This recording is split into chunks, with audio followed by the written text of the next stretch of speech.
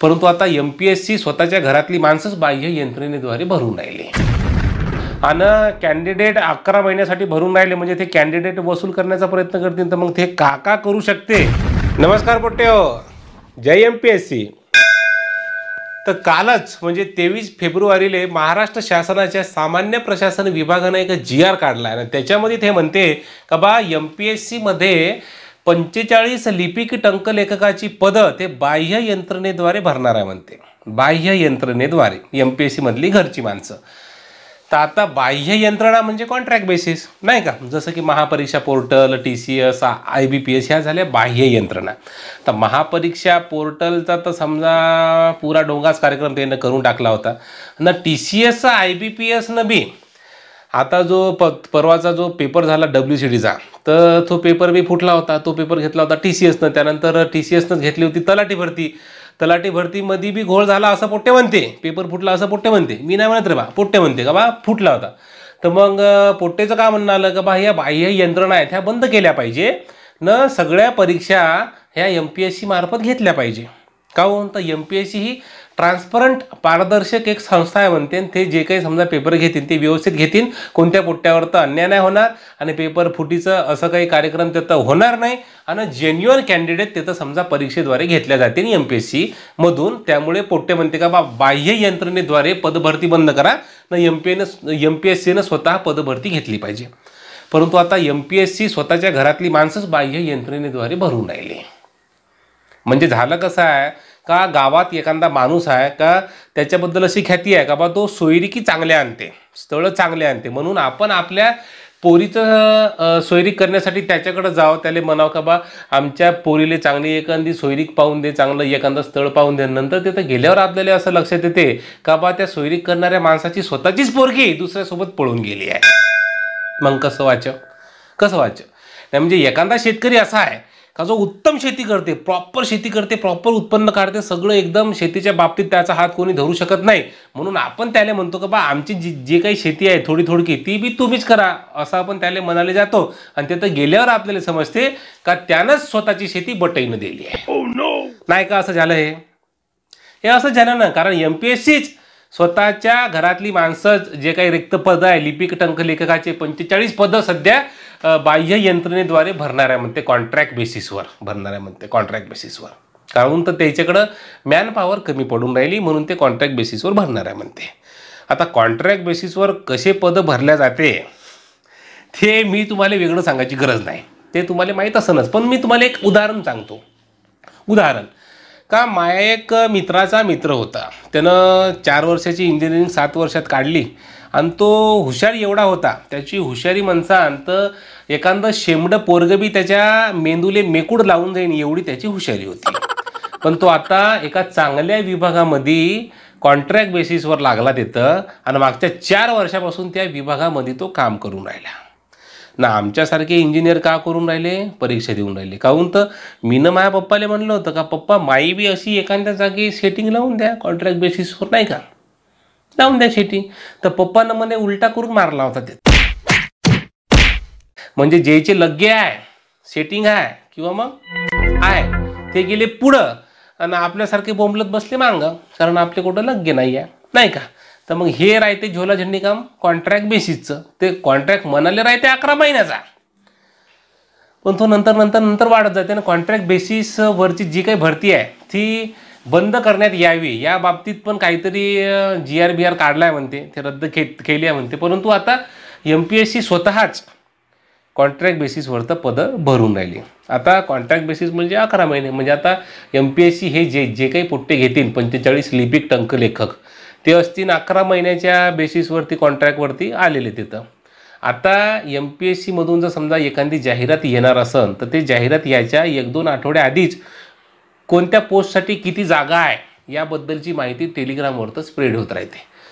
आणि जवळपास जर समजा आपण ॲड आल्यानंतर चेक केलं तर जवळपास त्या जागा सारख्याच राहते. म्हणजे कोणीतरी आतला माणूस आहे जो सांगून राहिला, नाही का. आता कॉन्ट्रॅक्ट बेसिसवर जर समजा तुम्ही पोट्टे भरले तर ते पोट्टे इमानदारीने तिथं काम करतील का? डाटा लीक होण्याची शक्यता वाढन का नाही वाढणार? नाही. उदाहरण म्हणून तुम्हाला सांगतो का बा एखादी आता मित्रानं पार्टी ठेवली, मित्राची पार्टी आहे, तो म्हणे प्यारे बा तुम्हाला किती प्यायची आहे पार्टीमध्ये. आपण तिथं गेलो तर पोट्टे थोडी थोडी पेतील का? मित्राची पार्टी आहे म्हणल्या पोट्टे 1-2 लिटर तर कोटच गेली नाही जी, पुरा म्हणजे उलटी होतपर्यंत पेतील तिथं. काहून तर त्याला वसूल करायचं राहते ना, त्याला करायचं राहते वसूल मित्राले, कारण मित्राची पार्टी आहे मग तो करते तर वसूल. त्याच्या खिशातून पैसा चालला का नाही, त्याचं लक्ष फक्त एकच राहते का बा वसूल करणे, तो वसूल करून टाकते तिथं. स्वतःच्या पैशानं जर समजा त्याला प्यायचे असेल तर तो 4-5 दिवस पेईन, पण तू वसूल करायचं म्हणल्यावर तो मागं पुढं पाहणार आहे का? नाही. आता कॉन्ट्रॅक्ट बेसिसवर जर समजा त्या पोट्याला तुम्ही म्हणलं का तुमच्याकडं 11च महिने आहे, तर मग ते वसूल करायला पाहिजे का इमानदारीनं काम करतील? सांगा ना तुम्ही. ते तर वसूल करायलाच पाहणार आहे ना का? आपल्याकडं 11च महिने आहे, जेवढं वसूल करता येते, जेवढा डोंगा ठोकता येते तेवढा डोंगा ठोकून द्यायचा ना, मग मोकळं व्हायचं.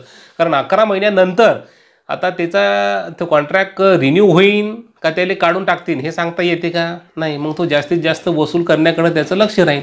आणि मग वसूल करताना लोक का करतात हे तुम्हाला वेगळं सांगायची गरज नाही. मग तू तर पुरा डोंगा कार्यक्रम करून टाकते तिथं. तर मग ह्याच्यासाठीच का म्हणणं होतं का बा बाह्य यंत्रणेद्वारे जे काही भरती आहे ते बंद करण्यात यावी आणि प्रॉपर समजा परीक्षा घेऊन तिथं परमनंट जर समजा तुम्ही तिथं विद्यार्थी नेमले तर ते प्रामाणिकपणे काम करण्याची शक्यता त्याची वाढते.